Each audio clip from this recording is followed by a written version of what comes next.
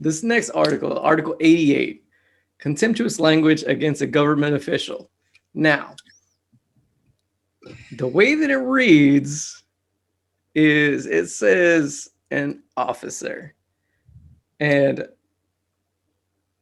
I know that I'm just looking for a hole, I'm looking for a loophole, but I'm pretty sure it means all military personnel, but it says officer. It means just officer. So there are 2 articles that I can go off the top of my head that are limited to just officers. There's this one here, Article 88, it's contempt. Really, it's just showing contempt toward public officials, and it lists out a few different ones, and we'll get into those. And then the other is Article 133, which is conduct unbecoming. And that is specifically for officers. Again, becoming an officer or a gentleman. And back in the day, they used to try to say, well, if you had a female officer, well, I'm a female, so this doesn't apply to me.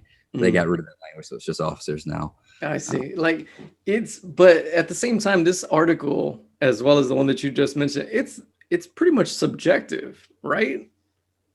They're extremely subjective, without a doubt. There's a lot of articles that are subjective. You'll see in the UCMJ, if anyone's just bored and wants to go read through it and is looking for a way to fall asleep, UCMJ, I'm telling you, it'll get you there.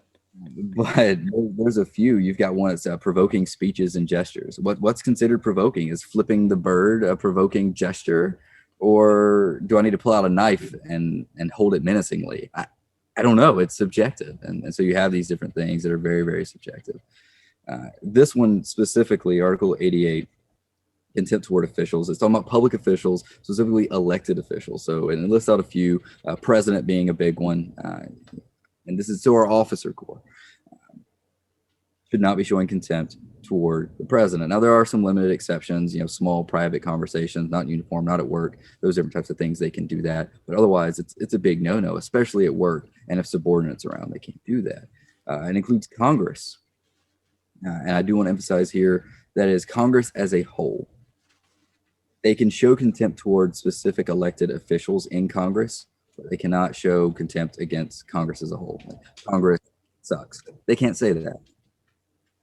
Yeah, I mean, they pretty much, it's inbred into, inbred, that's not the right word. It's hammered into our culture to just not talk about them in general. And without a doubt, especially, being in the military and at work. Oh Lord, no. I mean, there's been many times a conversation will pop up at work and I'm like, this is a bar conversation for later. This is not right now. I'm gonna walk away. Yeah, 100%. Especially the past couple of years it's definitely been a lot of that. And I mean that's completely understandable. The viewpoints are. Yeah, there's a lot of. I mean, it's come to the point where you're getting emails from the Secretary of the Air Force or whomever saying that like, hey, don't talk about this stuff at work. Don't say any of this because it can create a situation where people can speak out of their term, or, out of their lane. And it's one of those things where I'm just like, oh man, I often find myself just excusing myself from a room entirely just to avoid a conversation. If I can, I mean, I've done it where I'll put on headphones and, I'll go into my work area, my office, whatever it is, and I'll just remove myself from it completely. I'm like, you guys can talk about that all you want or whomever all you want, but, plausible deniability. I don't know anything what was going on in that room over there. Oh, without a doubt. What I don't know won't hurt me, right? Yeah, 100%. Well, everyone, I hope you enjoyed that clip from the exchange over at our channel, Wild at Heart Association. This is a podcast-style interview format that we recently started, and we hope you guys are enjoying it. Be sure to check that out, give that video a thumbs up, and subscribe to the channel if you like what we're doing here at Wild at Heart.